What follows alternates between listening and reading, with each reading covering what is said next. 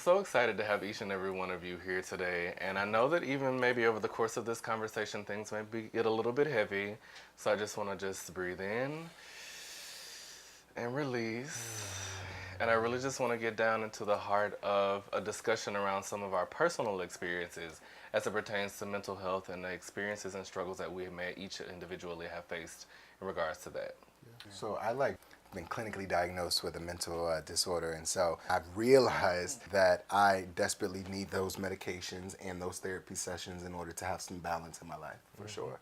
Growing up, I always had to present well. I would go to work because that's my livelihood and I have to do those things, but I would come home and I would cope with drugs, cocaine, partying, drinking, all these things, which came from the molestation from 8 to 12 years old, and then the sexual assault that led to my HIV diagnosis. So after my therapist told me that I was obviously suffering from signs of post-traumatic stress syndrome and that I was bipolar and all of these things were left unchecked, they prescribed me Remeron, and I obviously see a change. My moods are balanced. I think highly of myself these days. There is still a struggle, but I am better because of the psychotropic drugs I was prescribed.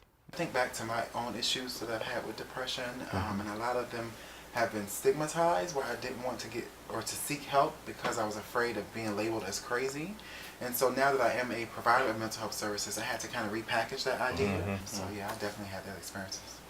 For me, it was 2009. I was in my first semester of law school. I was clinically diagnosed with depression. I was on and off of Zoloft and Prozac, and I really just wasn't feeling it because I didn't like the way that it made me feel, on top of being depressed. But my mental health has been something that I've had to constantly check in with. So maybe within just the past few years, as recent as the past few years, I've had serious thoughts of suicide. I know one time specifically when I was living in New York, I was waiting on the one train at 103rd Street, and I was sitting at the platform, and in the back of my mind were reoccurring thoughts of suicide, reoccurring thoughts of wanting to end it.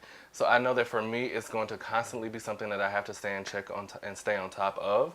But therapy has always been something that's been really great for me. I think that it may have, and sometimes even saved my life. Yeah, I think for me, it's been more of a kind of being a first generation West Indian. My father was born in Haiti, and the expectations put on me as a child wasn't a specific traumatic event, but just a constant sense of nothing was ever good enough, or that you had to strive for excellence all the time. Instead of 99, why didn't you get 100? So when I carried that into adulthood, put a lot of stress on me. I felt like I had to save everybody, be Captain Save-A-Ho, all that kind of good stuff. And so what happens, I didn't realize the stress that I was putting on myself, and then the outlets that I would use to do that. So I would either, have sex, gamble, eat too much, drink too much, do those kind of things. And I've gone to therapy on and off for 7 years. And I found it's been helpful for me, even though I haven't had a clinical diagnosis of depression or anxiety or something like that. I've realized over time that I sometimes respond to stress in poor ways. Wow. So I've not been diagnosed with anything. I've also never seen a psychiatrist or a therapist. I've chosen not to do that thing because I just don't particularly believe in them. But I've recognized that there are moments where you deal with stress and with depression in different ways. I tend to drink a little bit more than I currently drink. Even more? Or I'll have a little bit more sex than I currently have. Even more? Y'all trying me. But I, sort of recognizing those things, and then also figuring out who can I talk to about that.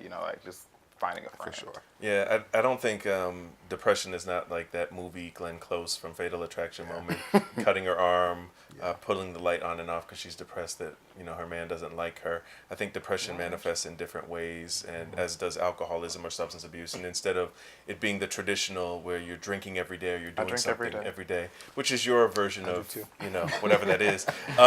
For other people, it may be that you function during the week fine, and then on the weekends you really go in and drink a lot, eat a lot, gamble a lot, have sex a lot, those kind of things. So I think there are different definitions for everybody. I totally can relate.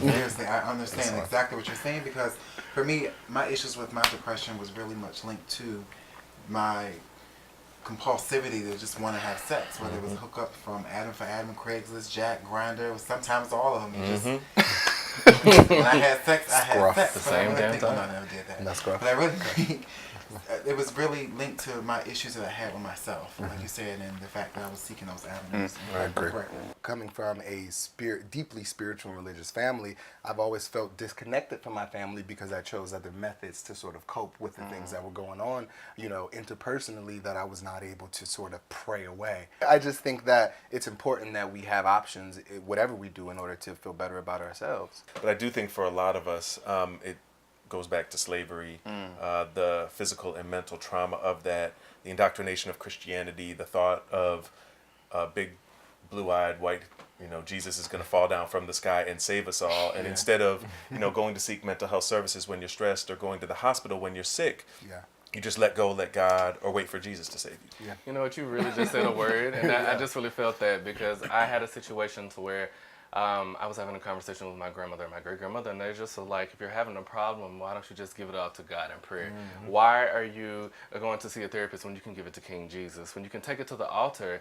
And I think that a lot of people take that perspective, and for some people that can be particularly damaging. I know I can think of a couple of people in my life to where they had that same exact perspective. They wanted to pray their problems and their situations away, and they're no longer here today. Well, I guess for me, I would say definitely the generational aspect of how we see families just consistently dealing with the same mental health issues like we see with poverty.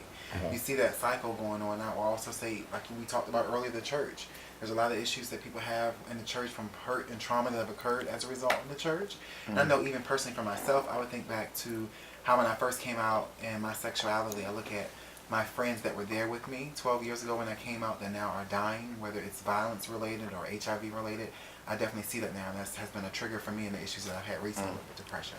I think we just need to take a quick step back and appreciate the power of us being able to have the candor to have these conversations and share our experiences and stories.